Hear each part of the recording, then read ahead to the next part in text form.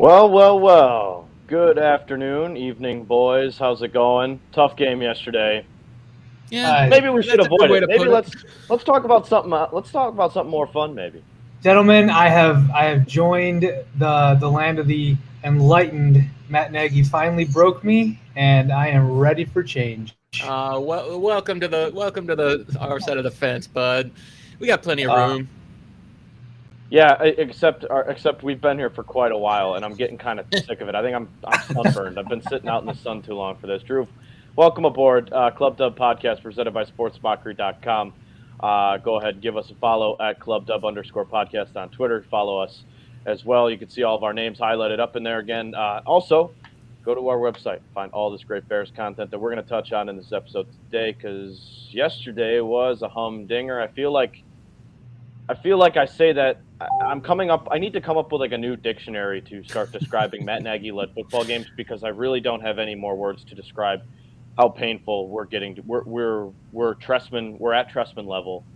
I think we've been at Trestman level for a minute now, and yesterday may have been the most disappointing loss of the season. And I can't believe I'm saying that after what happened in Tampa, after what happened in Cleveland, after what happened in Green Bay, and almost pulling that one out until the end, and what's going to happen the rest of the way. I'm terrified.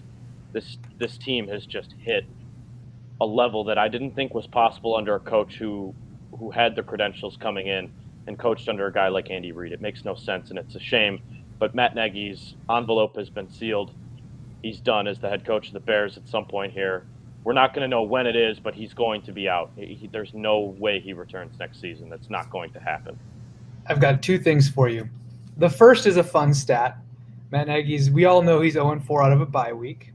3 of those losses are to backup quarterbacks.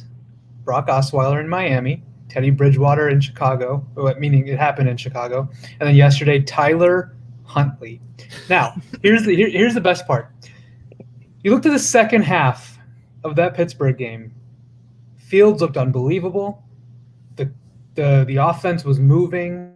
There was momentum. They should have won that game until they didn't. But there was a legitimate reason for that, right? We could point to the officiating and say they screwed the Bears out of 10 points. 10 points in and the fact that they scored no points in the first half too. Right. But there was, and there was a reason to believe that this is a performance worth building on. You go into the bye week, you self-scout, you make adjustments, you come back after 2 weeks with this unleashed offense ready for Justin Fields.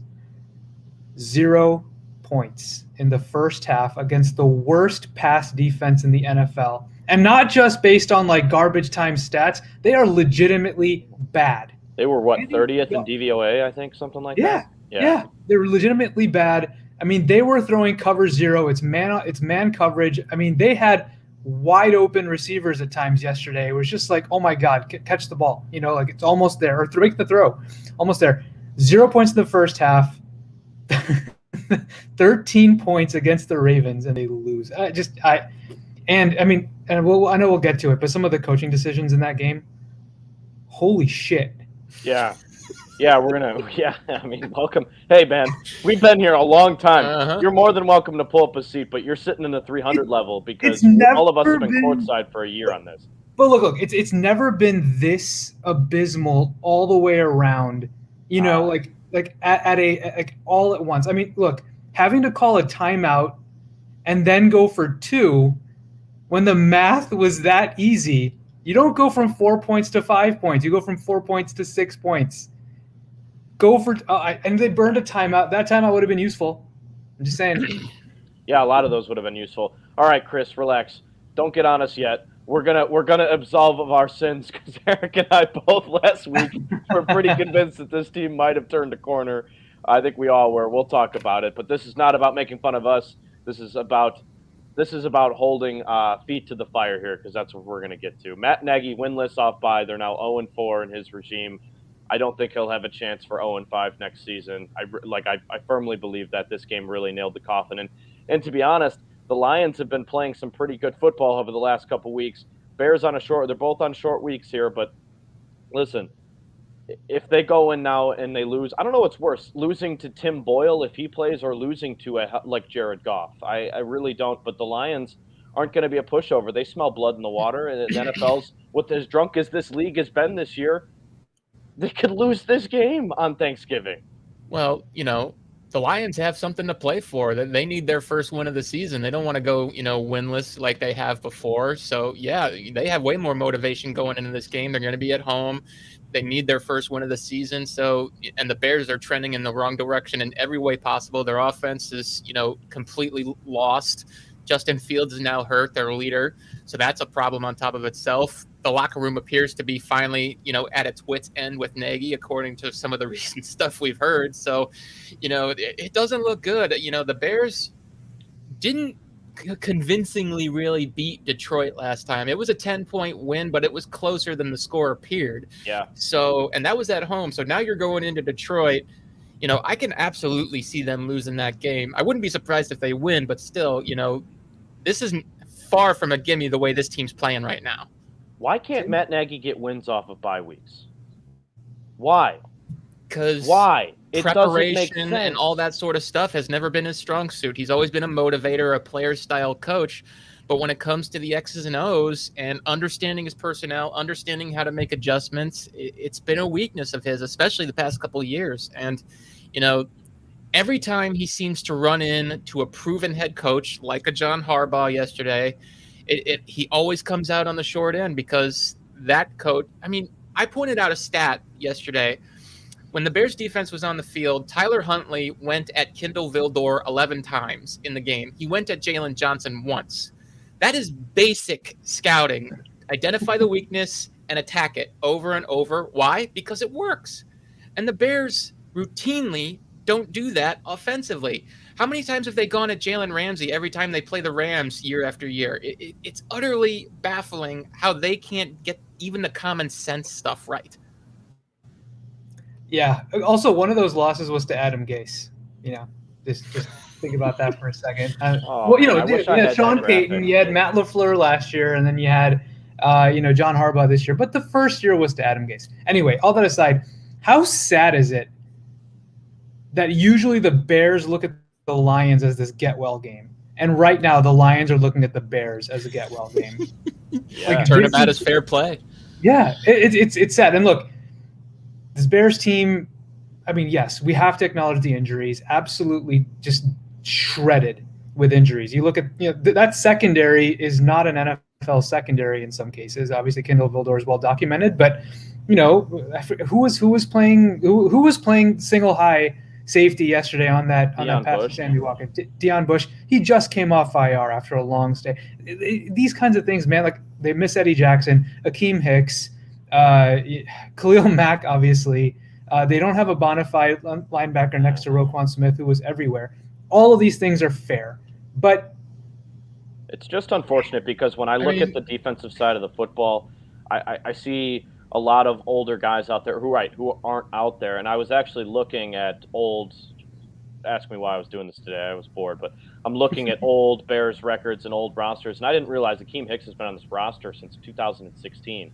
Mm-hmm. Like, I knew he was an older guy, but he's been around a really long time, and he can't say his time might be coming to it. They're getting too old on defense now to the point where they got to start finding ways to get younger. Robert Quinn is having a great year, 10 sacks. He played his best game yesterday, and hats off to him for playing for a complete lousy lack of a team right now and going out there and showing what he can do. But let's be honest, can we really count on him to be, a focal point of the defense next year? He's one of the older guys on the defense, and Mack can't stay out there. We rumors now swirling that he might get traded.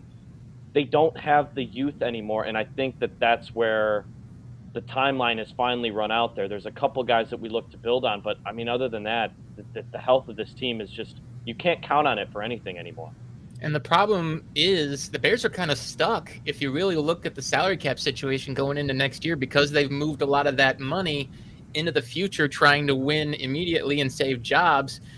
There's not a lot of guys that they can move off the books without incurring a huge dead cap hit. Mack, if you trade him before the draft, that's $27 million by itself of dead weight that you're going to have to carry unless the other team's willing to eat some money, which obviously ain't going to happen. So, there's that. Robert Quinn, you're not going to get much in terms of a salary cap return. He's going to have a huge hit. So the only two I identified that might be movable based on time is Foles and Trevathan. But outside of that, you're going to be stuck with some guys until probably 2023, and that's the sad state of things that they find themselves in. And look, I mean, very likely the Bears' probably earliest window of real contention is 2023. So you treat next year as this get well year. You start using some of those draft picks on offense, maybe a little bit of free agency. You let those remaining cap hits, so to speak. You got Mack, you got Quinn, Graham, Foles, all of them kind of eat and finish off in 2022. And the hope is that this next coach that comes in is able to develop Fields to a point where he's at least able to overcome some of the non-production you're getting from a lot of those players who's taking a lot of that cap room. So if Fields is able to improve, there's a little bit of a mitigating factor there. Maybe, and you look at next year's schedule, they're playing, I believe, the AFC South, I want to say. And then look for next year's schedule. I'm still focused on the 7 games they're going to lose coming up, and the NFC East. So there's a little bit of a possible, there's wins to possibly be had next year if Fields takes that step. But yeah, I mean, 2023 is the earliest you're probably looking at a real contention window, and it's going to suck. I mean, right now we have 7 weeks to go in this year, and I put this on Twitter just about an hour ago, where this is the kind of point in time where covering this team becomes this slog, because it is right now, it's a dead man walking. You just 7 weeks, that's 2 months of watching Matt Nagy just trot out there, lose, get beaten. I mean, it's exhausting for everybody right at this point. So you're better off just making a change now, maybe evaluating someone like John DeFilippo, however you pronounce that, and DeFilippo, and seeing how that works over the final 6 games. Because right now you have 7 weeks of Matt Nagy, then you got the firing, then you got the offseason, then you got next year, which is going to be more of this retooling year where they probably won't compete very well. And then you got the next offseason. So you're looking at essentially 1.5, 2 years until the Bears are really looking to contend. It's a long time. And look, we have there are positives to always come out of situations like this. And I know this won't be an on-the-field positive, but we have a very good Chicago media that covers this team and does very, very good coverage of this football team year-round. And I want to highlight Adam Johns put out an article about what is left to highlight and evaluate this team with Justin Fields being hurt. The answer is fucking nothing. There's nothing left. And I agree with you, Drew. I don't think that they're going to fire him mid-season. But what's the point? What are we waiting on? There's nothing else. We don't need to see anything else. 36 of the last 50 games, Matt Nagy, 10 points or fewer in a first half. You came off a bye week against a defense without some of their top pieces and edge rushers. And what are you guys practicing? There's nothing else for us to look at. There's not. And if the locker room's now gone, that's according to Jordan Schultz, who does a podcast with A-Rob. Great reporting on him today. It's a very viable source. I don't think Allen Robinson's been happy the last 2 seasons for good reason. He's just being a true pro about it. But let's hear it from the fans of Soldier Field themselves, who were standing fire Nagy the entire second half, and what the head coach had to say about that. I just understand in the end that we all care a lot, and we're all in this thing. And, of course, we want to do everything we can to win, so that's our job to do that. And I think that everyone is competitive and wants to see the Bears win, and that's exactly what we want. Matt, is not what we want, it's what we expect. It's pulling it back to not what anybody wants, it's what we expect. Yeah, and that's completely fair. I mean, he's had 4 years. When you're a head coach, when you see a head coach, you expect the team to trend upward as he gets further into his tenure. And it's not been that way with Nagy. He started really well, and it's been a steady downward trend since then.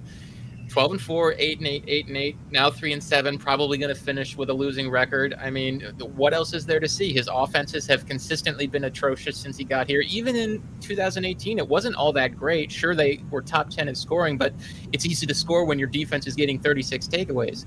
So, he was brought in here to do 2 things: win football games and fix the offense. He started out doing the former, but he's not doing that anymore, and he never did the latter. So when those 2 things aren't getting solved, what's the point of having him here anymore? Yeah, I mean, more or less. And looking at his face in that press conference was a little bit tough. I mean, that's a guy who knows he's fired. You lose to Tyler Huntley optically. Look, I don't think that game would have gone any differently had Lamar Jackson played. Nothing would have been different.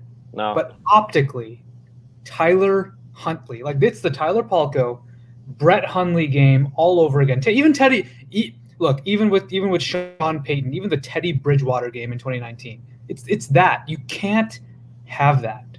You can't, and they did. And Not look, for a fourth-year head coach. You're right. Very good point. No, You're right. No. So it's sad, right? I mean, at this point, put him out of his misery. They probably won't do it with a short week here, but if they lose to Detroit, I don't understand how Ryan Pace, even if the Bears end up keeping Ryan Pace, I don't understand how they can have Matt Nagy face that locker room. Well, here, you bring up a really good point with Ryan Pace, and this was something Tony Romo, if you guys were watching the broadcast yesterday, Tony Romo, and we're getting we're going to get a lot of these stories come the end of the year with the Bears struggling. It's going to be all about the, whatever national games they have, and they got a couple left, should they not get flexed out. Please do. Right. You're going to get a lot of carrying the water type of things, and Tony Romo constantly, Ryan Pace suddenly has built a very good defense. He's suddenly drafted some really nice pieces on offense. While that's all true, he's also swung and missed just as many times. There's no viable option. I'm not saying that he's not a good talent evaluator. He's not the worst at his job. He's not the worst general manager in the NFL. Is he top half? Probably not. But he's certainly not. He's certainly in that mid-tier category. So can the Bears think that they could do better? Absolutely, they should think that. But let's not pretend that he hasn't swung and missed on a lot. Let's not give him a chance to hire a new head coach. You have to start fresh in these situations. There's no reason that either guy should be back next season. And that's the thing, Ryan Pace has done a lot of good things, the late round work, the undrafted work. He's made some good moves, in free agency, which has always been a strength of his. The Khalil Mack trade worked out really well. But at the end of the day, he missed on the two spots that matter most, head coach and quarterback. Maybe he got it right with Justin Fields on his second try. Good for him, but too little too late, unfortunately, because John Fox wasn't the guy, and now Matt Nagy wasn't the guy. I understand John Fox probably wasn't entirely his decision, but at the end of the day, his name was still on it. And when you swing and miss twice on the head coach, why should we trust that you're going to get the third one right? So, I've admired a lot of the work Pace has done. I think he does have some good qualities, but not enough to make this team a consistent winner. This season is probably going to end up being, I believe, the 5th out of 6 that'll be a non-winning season under Ryan Pace. And that's pretty much the only stat that matters. We do have a little bit of breaking news here. Andy Dalton now expected to start Thursday. Thank you to one of our colleagues. We got Father Zoe in there with the you guys listen to Pinwheels and Ivy, right? I hope so. A lot of good stuff coming up. We'll have a little bit of a segue on that in a second here. But Andy Dalton is expected to start on Thursday. Justin Fields dealing with a rib injury. Spent the day undergoing further testing. Turnaround way too quick. Thank God the Bears aren't stupid and they aren't going to throw him out there. Thank God. Justin does not need to play Thursday. The Bears, they're better than the Lions with or without him, but he does not. I'm really glad they're not going to put him out there. I'm actually. It's going to suck not watching him play because I woke up on Sunday really excited. It felt like coming off that Pittsburgh game, I was like, wow, this is nice. This is what it's like to look forward to watching a quarterback. And I know he struggled. He did not play well when he had chances, but it looked like he was pretty banged up. So, again, Andy Dalton expected to start Thursday. Shouldn't come as a surprise. Fields had the rib injury. He was getting killed. He's been sacked, 32 times now this season. Refs refuse to throw the penalty flag when he gives himself up running out of bounds. It happened twice. Guys landing on his legs. I mean, this stuff is starting to take a toll, and it really is making me angry. I'm going to be honest. I really am getting tired of watching him get pummeled back there.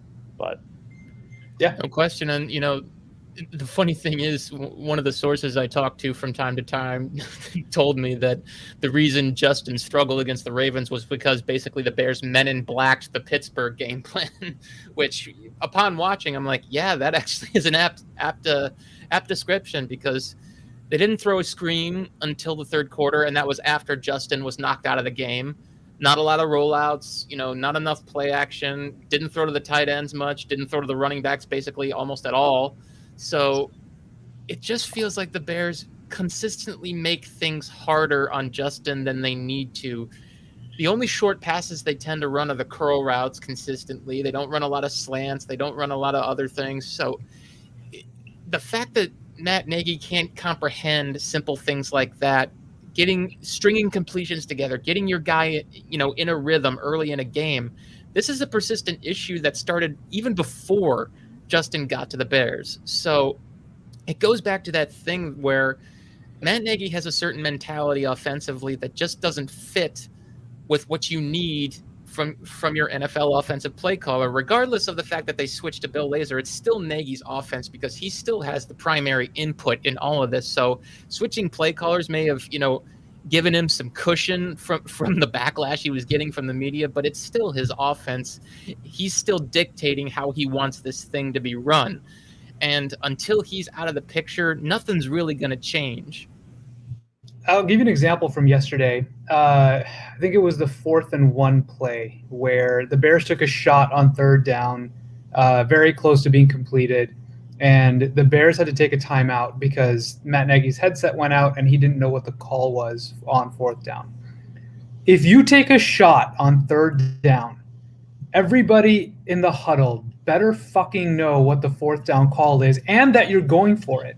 That's the only reason to take a shot on 3rd down is because you're going for it and you know what the play is. Everybody needs to be like in and out of the huddle and go. And like, why does it matter that your headset's not working? Why does it matter what the call is? Just be the head coach. Forget about it. Trust Bill Lazor. Trust Andy Dalton at that point. Trust your receivers. Otherwise, punt. And look, I would have been okay with them punting, honestly, because Huntley wasn't moving the ball very well. Defense was playing fine. I forget what time of the game it was earlier. Like, they still would have made out okay, but that entire sequence, and again, they burned a timeout, that second half timeout that they ended up needing. Like, it was just, I've usually had a defense for a lot of these weird things. Nothing yesterday. Nothing. Well, the play that stood out the most for me, first play out of the half, ball start. Mm-hmm. You have 20 minutes to talk about what your first play is going. You deferred. You knew you were getting the ball to start the half. This is what I've been saying all season, and especially coming off a bye week. Your first drives of each half are scripted plays. You should know what these are. All 11 guys on offense should know what they are. I don't know if it was the center. I don't know if the center didn't. I don't know if it was a snapping issue. I don't know who it's on. But again, these are scripted plays. Anyway, if you're just joining us, Andy Dalton is expected to start Thursday against the Lions. This should honestly be a sigh of relief for all of us. I'm tired of watching Justin get absolutely murdered, and I'm excited to watch him play the rest of the season, but let him rest. There's no sense with the way this season is at 3-7 now. Playoffs are pretty much out of the picture. There's no reason to rush him out there for injury. Let's get the lowdown from QB1 himself, no? My man's is still alive. Nothing but a little bruised rib, just for the folk. But you see, it's the ensemble. Everybody, hey, man, we fly fresh and flashy. Just a little bruised rib, right? No broken? Listen. Yes, sir. Ski. He still had the socks on in the hospital shorts. But yeah, QB1 says he's okay, bruised ribs. They were checking out his spleen yesterday. Thank God nothing wrong with that. I'm not a doctor, but anything it feels like a spleen would not be anything you want to screw with. Again, no doctor degree for me. I'm a communications guy. But what I want to really touch on before we move on to our next topic is with Fields saying that nothing's broken. Matt Nagy would not rule out broken ribs today, and I don't know how far apart these were taken, but this to me speaks more to a trust thing. I feel like, again, if we're losing the locker room, this should have been something that the head coach is able to communicate with the media. He didn't. This is now, things are starting to compile, and if you read between the lines a little bit, you can almost tell how frustrated Fields is. It reminds me of Zach LaVine last season when he had no help.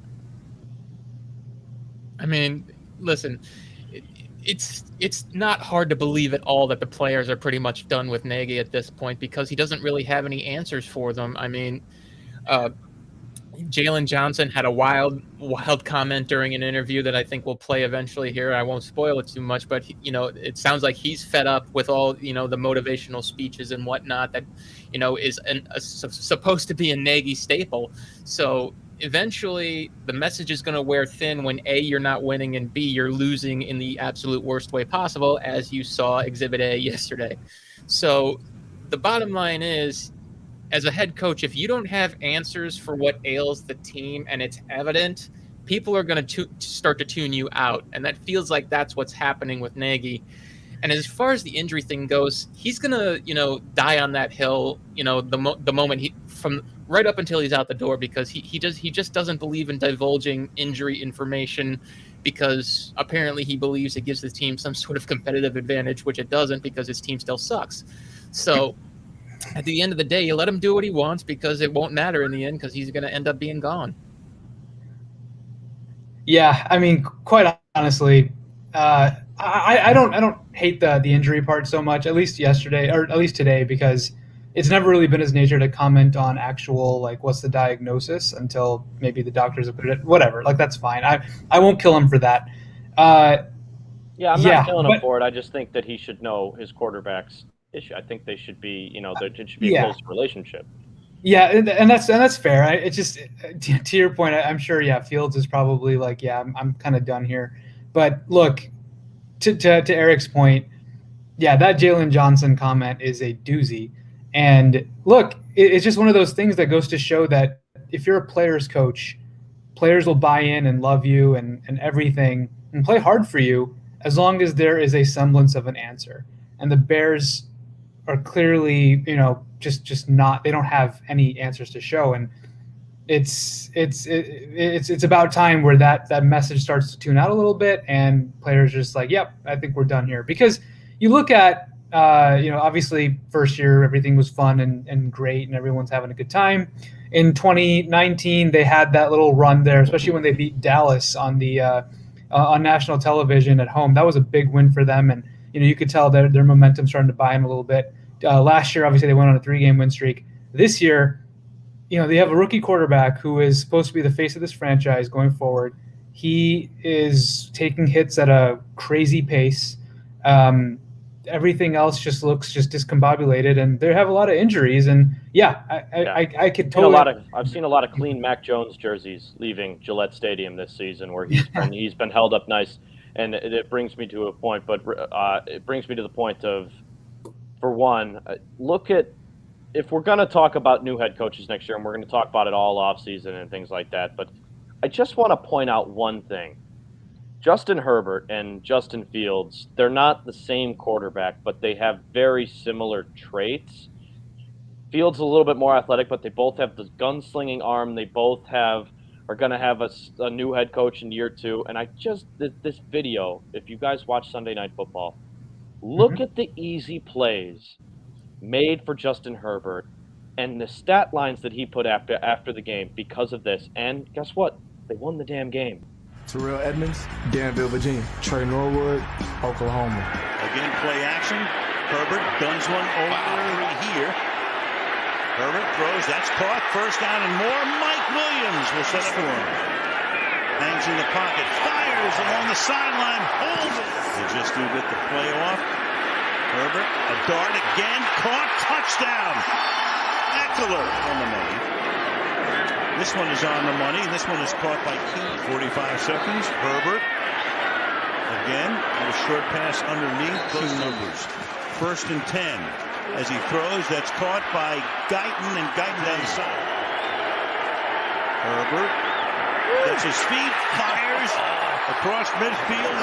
4th try for the Chargers. Swing it out to Eckler. Great move there. Even more. All the way in for the touchdown. 3rd and 5. Herbert. Here he goes again. A ton of room inside the 30. Herbert. Looking like Emmitt Smith. They sent 4. Herbert fires. That's going to be caught. And that is going to be close to a first down tonight. Herbert fires open. Making the grab. Mike Williams down down the sideline. High steps his way in for the touchdown.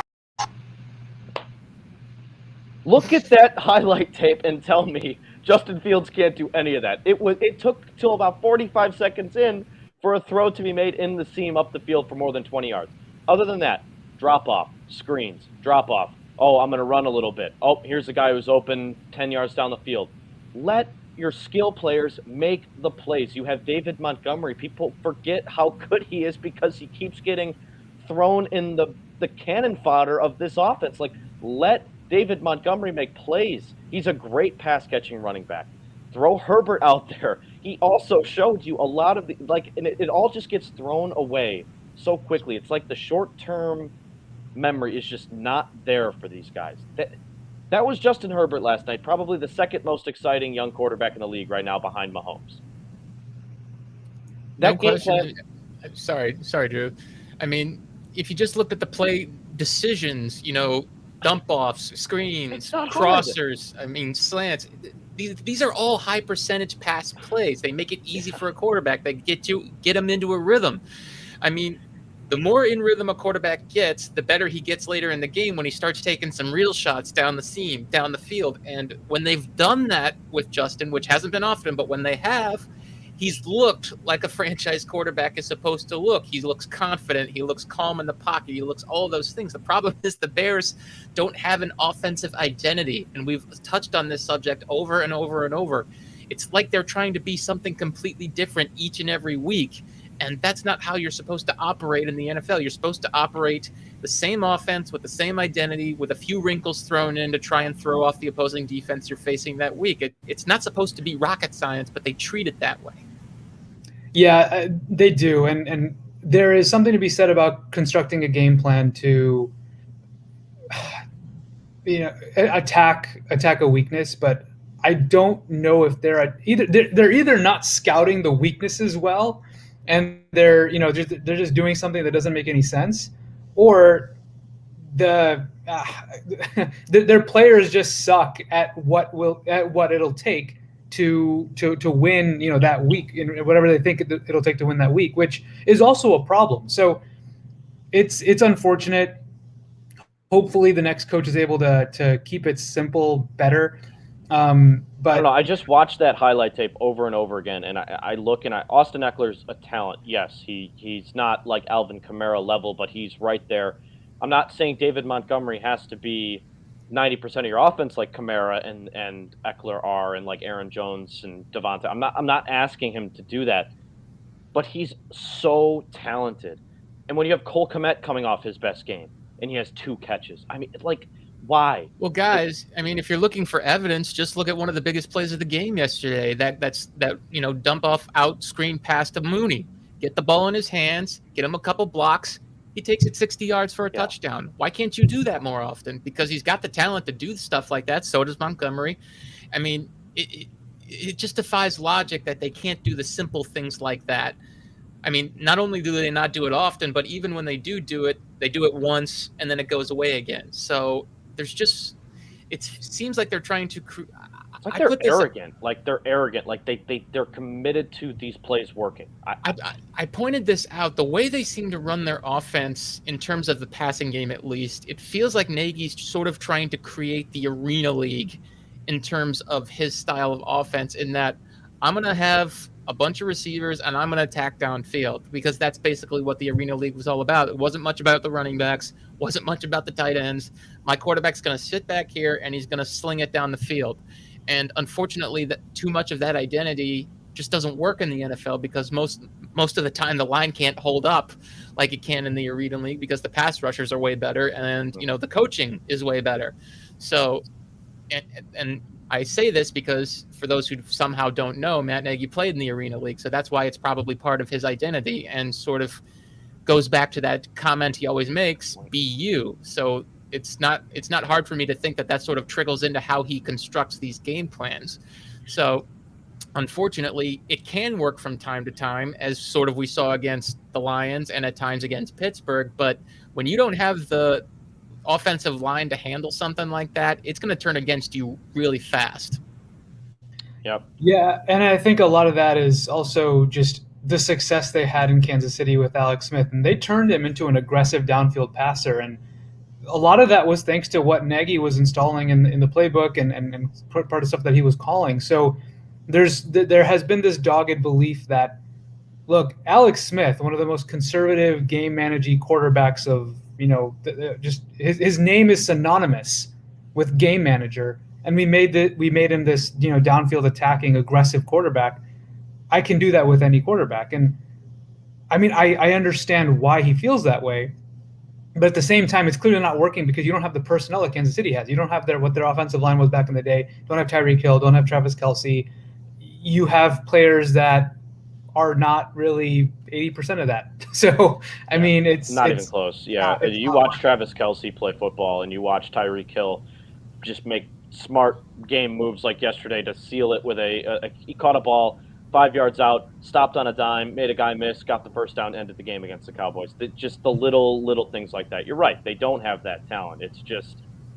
But, neither has Andy Reid. He hasn't had this level of talent his entire career either. And he's always been an excellent offensive mind. So there's always been an evolution from Andy Reid. He's always been one step ahead. And, Nagy, I get what he's been trying to do, but it hasn't worked. And clearly, I mean, I think the results speak for themselves.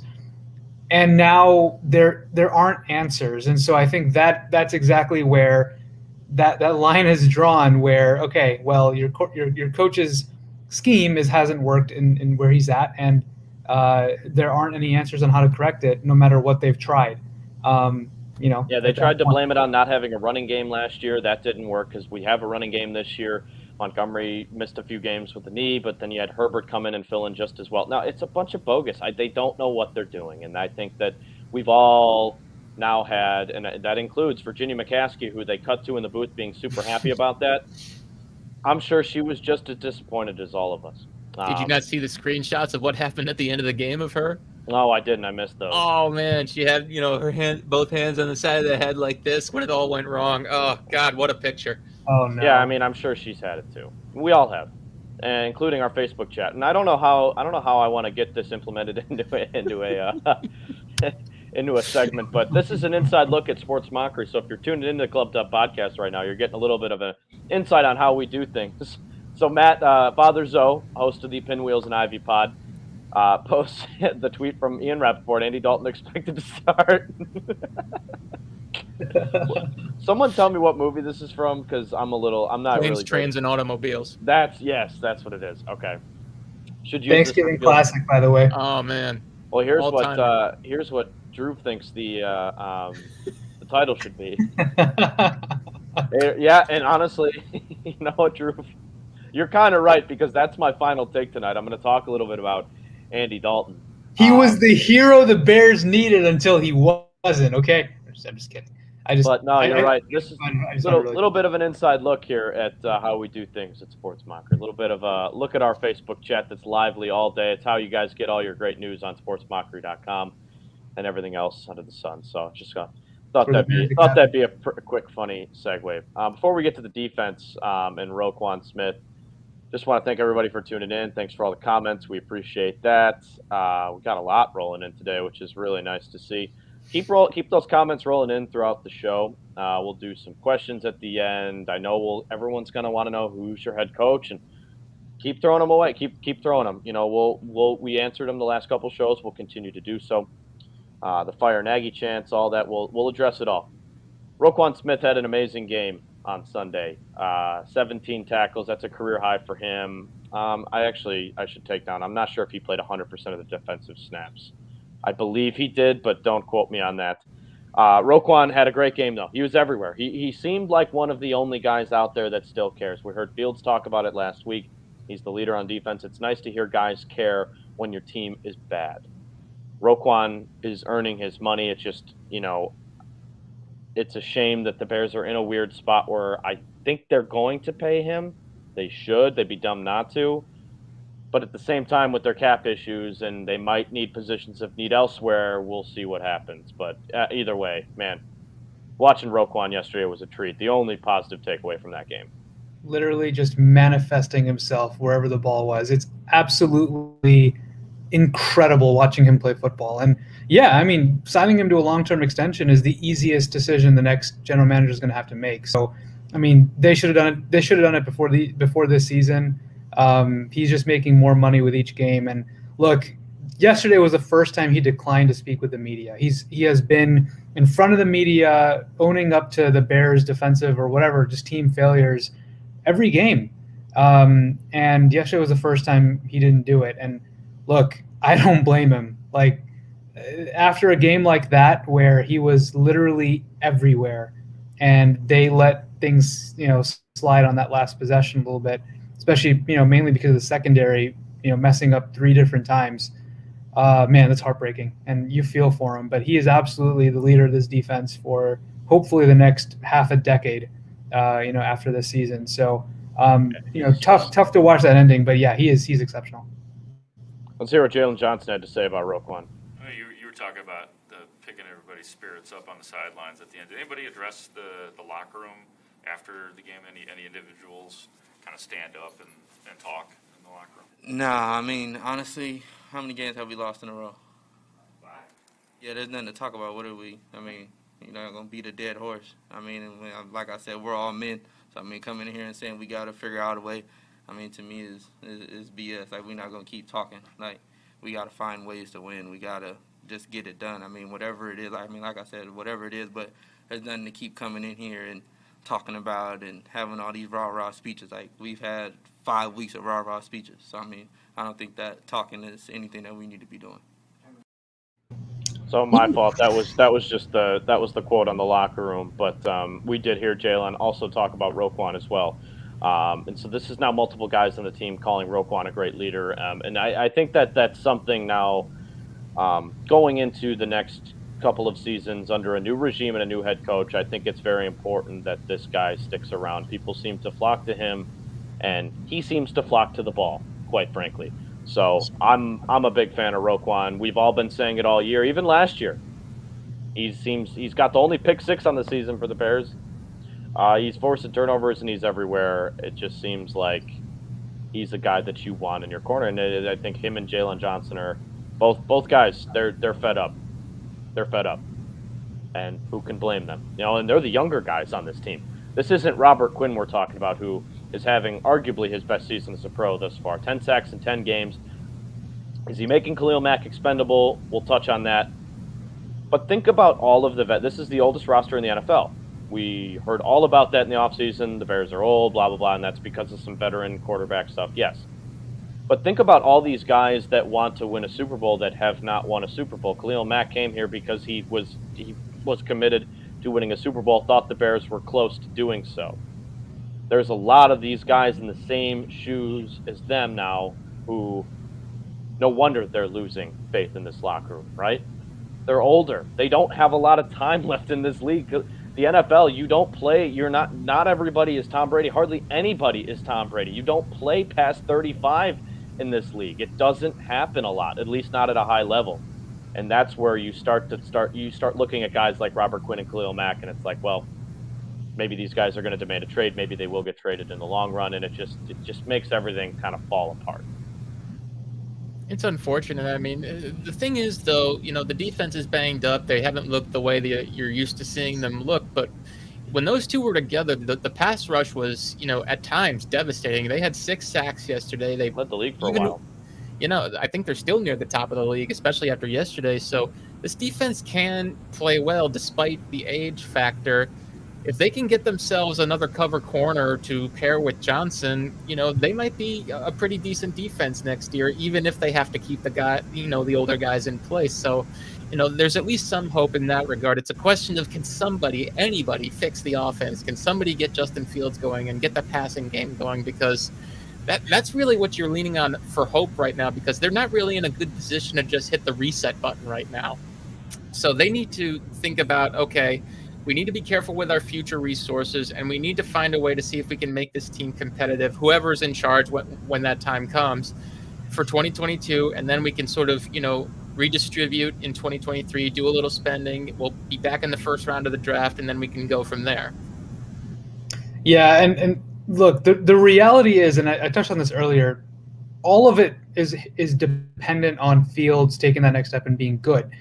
2022 is going to be one of those like reset years with the salary cap. They're probably going to have a lot of transient pieces signed, 1-year deals, minimum vet deals that kind of hold them over from a depth perspective, possibly even a starter perspective until 23, which is when they can make a majority of their investments, including a first-round pick. So if Fields is good, you're putting together a product that is at least competitive and, could challenge for a 7th seed. I mean, look. But you're wasting his rookie contract, though, is what I mean. Like, you're going to be 2 years in, and it's going to be the 3rd year already, and like. It is, but look, I mean it's unfortunate because the Bears were trying to develop a rookie quarterback and win now at the same time, and the reality is they started down that path much before they got Fields. So they went into this with, okay, Trubisky's gone, we have Andy Dalton, we don't know what's going to happen, we're investing, we're moving money. Now here comes Fields. Okay, now what do? You have all this investment made. You still have to try to win because look, they're fighting for their jobs. It's just if I was McCaskey, I would have either given these guys extensions and told them, look, you have Fields, do what you got to do, or told them, no, don't trade up for a quarterback because I don't know how good you guys are. So it's just they're in this situation now where they're kind of like running like this weird waterfall phasing where Pace and Nagy are, they have 1 year gone of Fields. Pace and Nagy are they going to come back? Are they not? They're probably going to get fired. Now you have year 2 of Fields, year 1 of head coach, right? And year 1 of new GM. And they're going to try to put together their own spin on this roster. So you're probably going to see some pieces move, like the defense, maybe even some offensive players.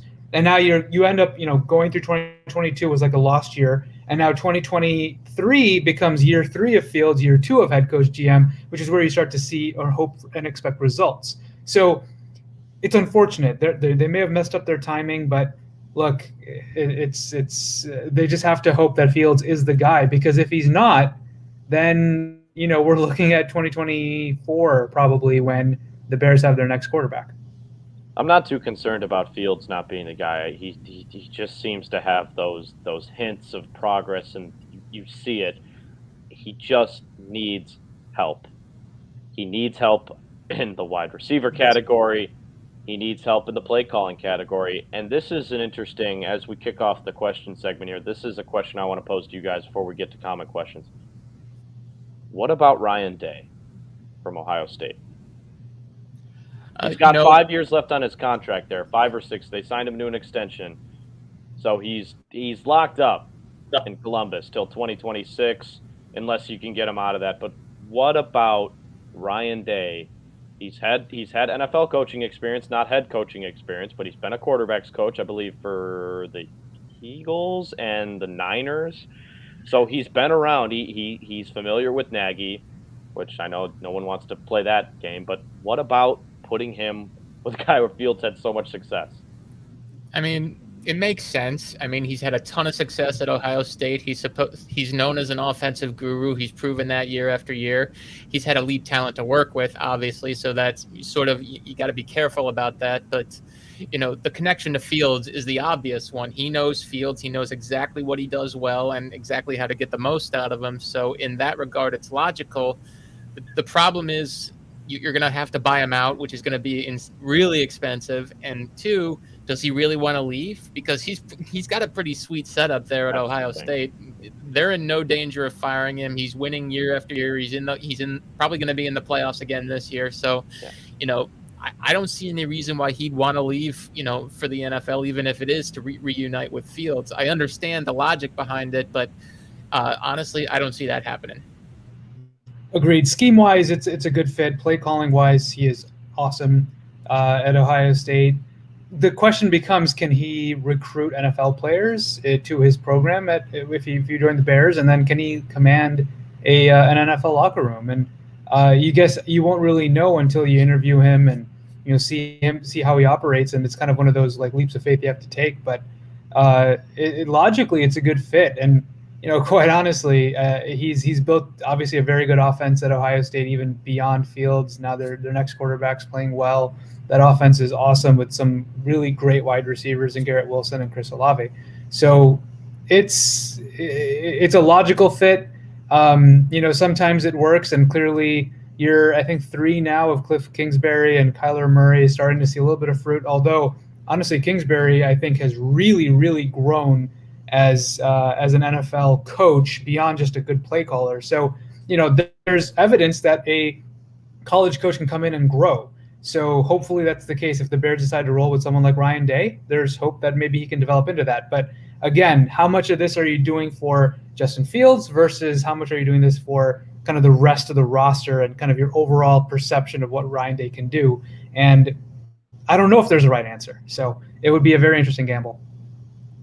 I would like to see it. I don't see it happening, though, is my thing. Right. But either way, the Bears not having a first-round pick really sucks this year because I don't know if anybody was watching some college football this weekend. I'm not a huge college football fan, but watching this weekend, you saw the best wide receivers in the Big Ten on display all weekend. One was at Wrigley Field. But Chris Olave is a first-round draft pick this year. Bears don't have a first-round pick. He starts to slide. Maybe you can try. They don't have a lot of draft picks to even trade up to try and get him, and I don't know if you necessarily want to trade up for a wide receiver anyway. The Bears almost need to get younger. You almost need to just start not trading picks and keep it where you're at. But having a guy like Chris Olave would be really nice. I wanted him last year. I thought he was going to go into the draft last year, and he stuck around. I thought he was good enough to go, but he's definitely a first-round pick this year, no question. But let's see some questions out there, guys. Thanks for throwing those out. Some good, pretty. Let's see.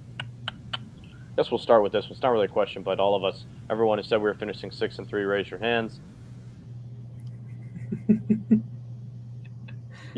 Come on, raise your hand. You thought we were going 6. Did I? I don't remember this. I thought one of you guys did. Maybe I did. I thought one of you guys did. All right, anyway. All right. Why wait? Tabor has proven he could be an interim head coach. The season's lost, doesn't matter. Anyway, listen, they got guys with that coaching experience on this team. I think Chris Tabor now has done that interim game, and the Packers' old defensive coordinator, I always forget his name. Mike Pettin. Yeah, Pettin. I think Pettin would probably be named the interim head coach should they choose to fire Nagy midseason. I think he'd probably be my choice. But I agree, Jason. Why wait? Quite honestly, sorry, go ahead. No, there's nothing to wait for. Yeah. No, please, you go ahead. I'm not going to wait. Quite honestly, if the Bears do, I mean, first of all, yes, I think the Bears should fire Nagy no matter what happens on Thanksgiving Day. Whether they win, great. If they don't, whatever. You have essentially a 10-day break coming up, a mini bye after that game, where I think a firing makes sense. Now, what I would like to see is an interim head coach whom they can evaluate as a possible next head coach for the Bears, and someone, John DeFilippo makes a lot of sense. Possibly even Tom Herman, even though he doesn't really have the history with this team. He's more of like an offensive analyst per se. But bring in someone who you could realistically see as a possible head coaching candidate and evaluate them for 6 games. Possibly even Sean Desai. But Chris Tabor, even Mike Pettin. I mean, some of these, like, you're never really going to be a realistic head coaching option for the Bears next year. That's just a little bit more of a pointless exercise to me. I'd like to see someone in there and evaluate someone who could be a realistic candidate.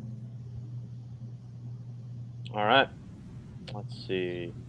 Way better than the baseball guys that come on Wednesdays. We do what we can. We got a little facial hair going on this chat. We do what we can. Appreciate that, Father Zoe. Let's see. The next comment from Chris.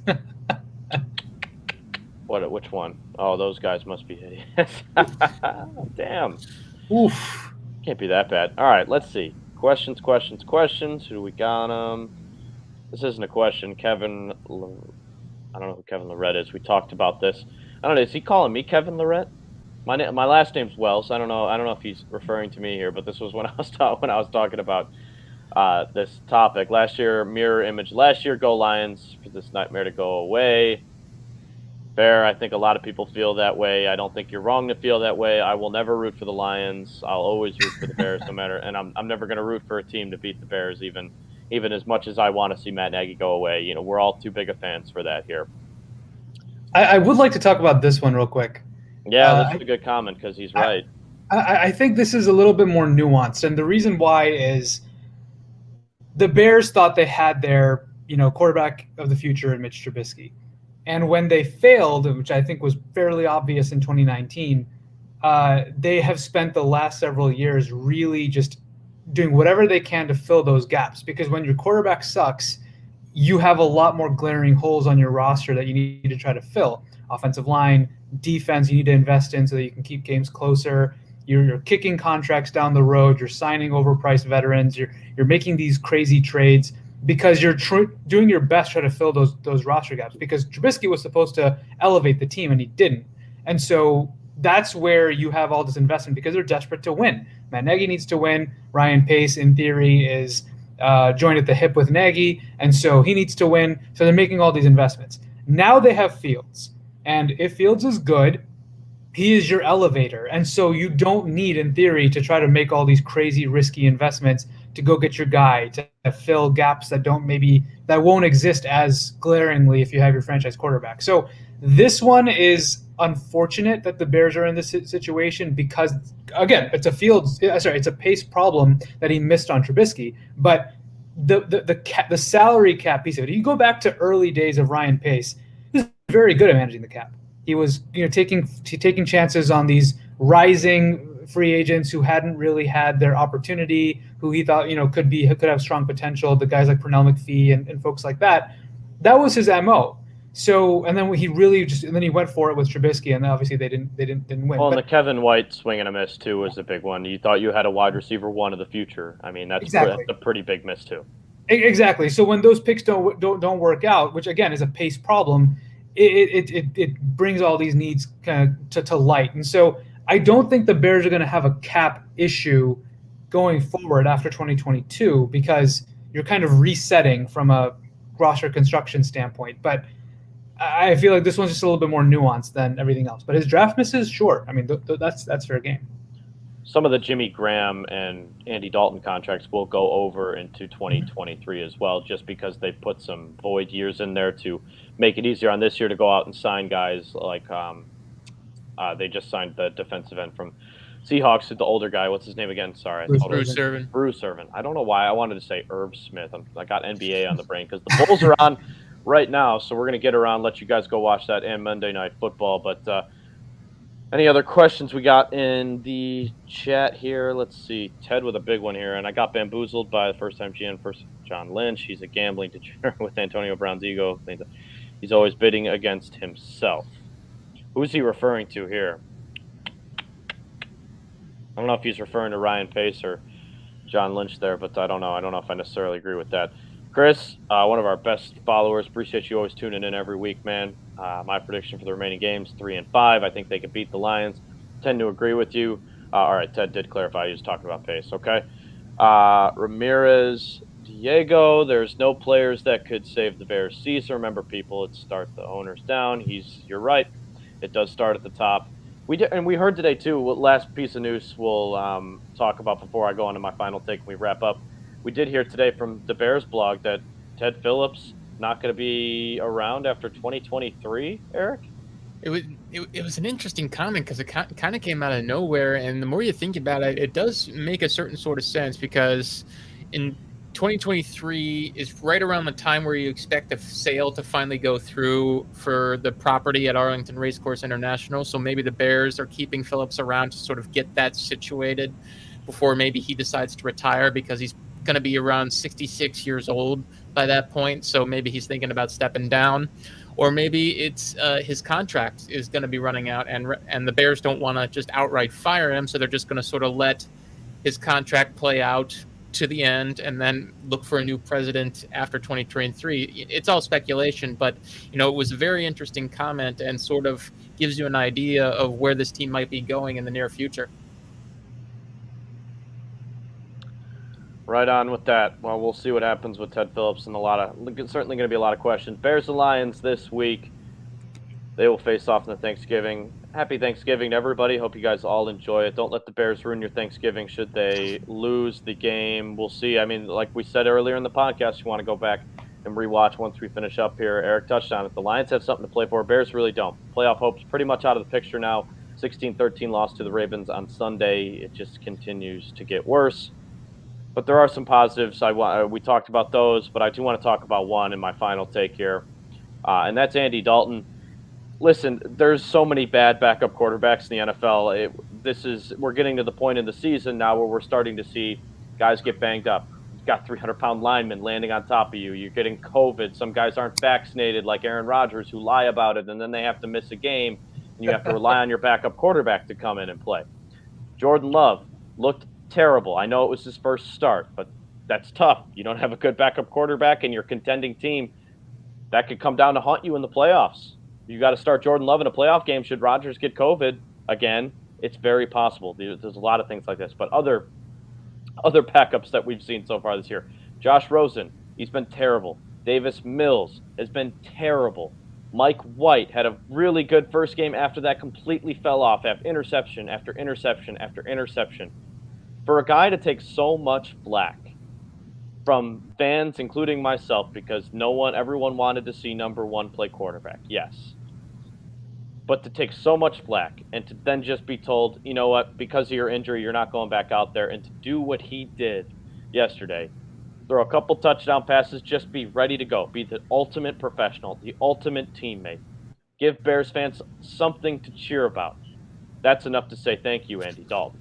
And I think we all owe him an apology for that because, to be honest, you can look at most teams in the league and they got one quarterback and nothing else to rely on. It may not be a position of value if you really trust your offensive line, but I guarantee you a lot of teams are probably that are going to the postseason.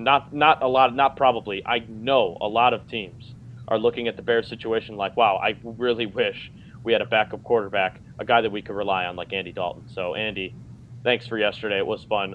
We respect what you did. That touchdown to Goodwin was a lot of fun, and I think we all owe him an apology. That's the end of my final take. Scene. Well said. In the spirit of Thanksgiving, we are thankful for Andy Dalton. Well, I don't know if I'm going to go that far. Come on. Just kidding. I will say this, and just to end on a sour note, because that's what we do here. How sad is it that the two probably most exciting plays of the Bears season, Justin Fields' touchdown pass to Darnell Mooney in Pittsburgh, and then Andy Dalton's touchdown pass to Marquise Goodwin, two incredibly exciting, emotional plays, are finished in the matter of a minute and a half, both to lose the game. Mm-hmm. How much does that suck?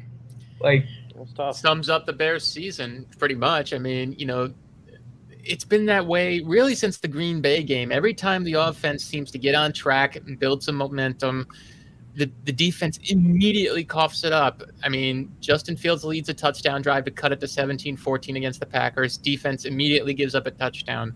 Against the 49ers, that epic scramble touchdown from 22 yards gets it to 23-22. They've got the momentum. Defense immediately gives up a touchdown.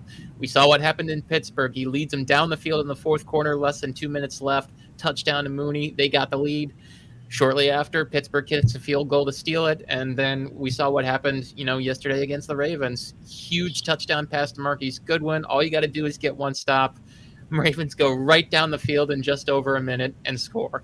It's a consistent theme that you can argue that the Bears are missing pieces on defense, sure, but the Ravens were missing half their offense, and they still did it. So this always comes back to a coaching issue. They can't close, and they can't score early. And, this is why people are finally chanting "Fire Nagy," and it's not going to stop until he's gone.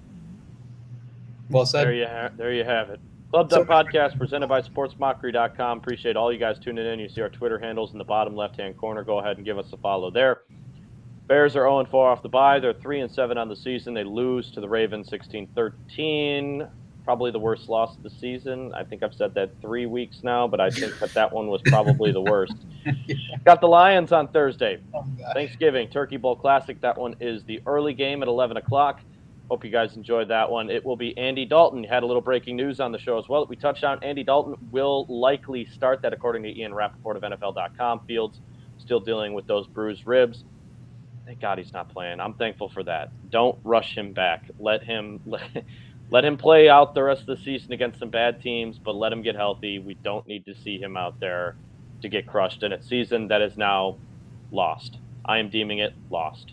3-7. It's over. Let's Dalton just try. versus Royal, national television, Thanksgiving Day, on the edge of my seat. Who's hyped? I'll be watching. We'll see what happens. Andy Dalton's your starter. We are the Club Dub Podcast presented by SportsMockery.com. Thanks to our guys from Pinwheels and Ivy as well for giving us some news and putting in our chat today. I watch them every Wednesday night. They talk Cubs, Sox. Mostly Cubs fans here, I think, right? I think we're all Cub fans. I live right near Wrigley, so hoping they do well. They'll have a show on Wednesday, I believe, even right before the holidays. So give them a shout. Find all our articles online at sportsmockery.com. We will see you guys. We'll talk to you probably Friday or one of these days after. Probably, yeah. Let's shoot for Friday after. I know we're all going to be joining our families. So we'll talk to you guys on Friday after the Lions game. It's going to be a big one. Maybe it's Nagy's future. Maybe it's not. We'll get to it. But you guys enjoy your Thanksgiving. Go Thanks Bulls. as always. Go Bulls. You were talking about picking everybody's spirits up on the sidelines at the end. Did anybody address the locker room after the game? Any individuals kind of stand up and talk in the locker room? Nah, I mean, honestly, how many games have we lost in a row? Yeah, there's nothing to talk about. What are we? I mean, you're not going to beat a dead horse. I mean, like I said, we're all men. So, I mean, coming in here and saying we got to figure out a way, I mean, to me is BS. Like, we're not going to keep talking. Like, we got to find ways to win. We got to just get it done. I mean, whatever it is. I mean, like I said, whatever it is. But there's nothing to keep coming in here and talking about and having all these rah-rah speeches. Like, we've had 5 weeks of rah-rah speeches. So, I mean, I don't think that talking is anything that we need to be doing.